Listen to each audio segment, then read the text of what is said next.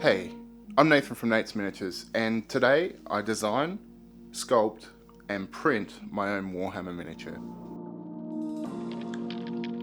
My first miniature was decided a long time ago when I was approached to join a collaboration to paint a squig. Mid last year I tried my hand at 3D sculpting and came up with a few designs that I was pretty happy with, but one I wanted to go back to was the whale/angler squig I had created in Blender.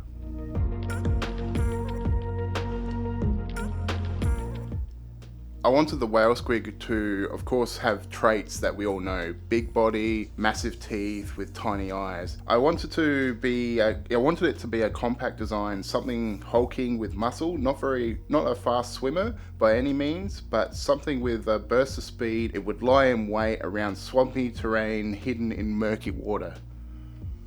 For sculpting, I bought this display tablet, though you can easily sculpt it with a mouse or a cheap pen tablet, though a pen tablet will give you a better result to it being able to accept pressure from your pen. For this, I had access to ZBrush, but Blender is a great way to get into sculpting as well. With the help of tutorials on YouTube, I was able to bring my idea one step closer to reality. Once you get a hang of the program, it becomes a lot easier. In fact, I only used 3 brushes to sculpt the whale squig. The sculpting session took around 5 hours to complete. I'm no professional sculptor, just was having a blast with the process.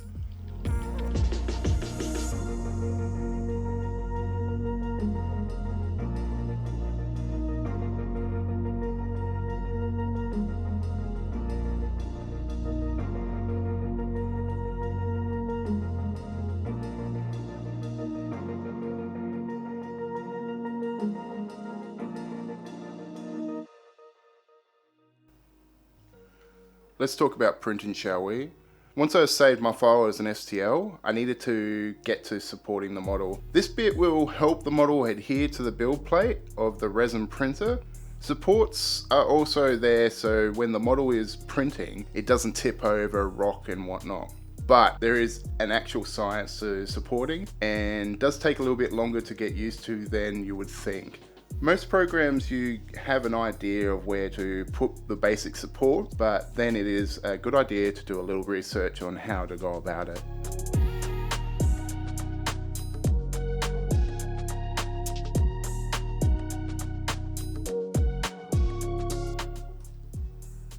So, how did my printing go, you may ask? Yes, that's right. I had failures, and not just one or two, a total of 7 failed prints from Wednesday morning until Saturday night. I was getting extremely frustrated. Luckily, I was talking to Luke from Geek Gaming Scenics about it, and he had a few suggestions about the settings and was even kind enough to support the model himself.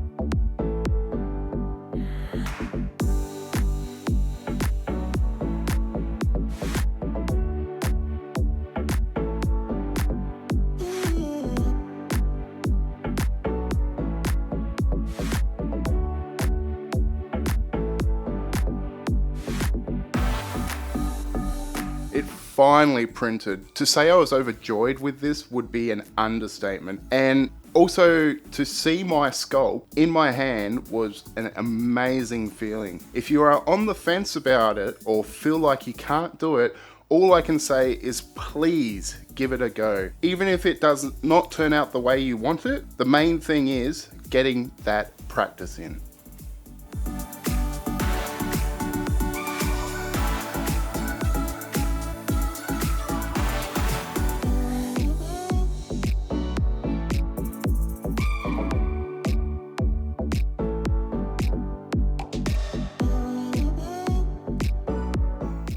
I want to take this time to thank the first 2 patrons. It is an amazing feeling to have that kind of support. The biggest thank you to Rum Junkie and Lewis McDermott.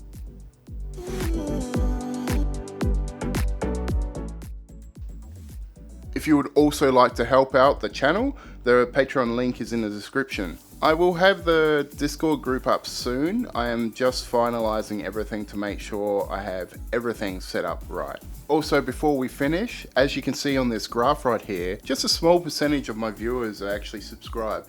It is free and you can always change your mind later.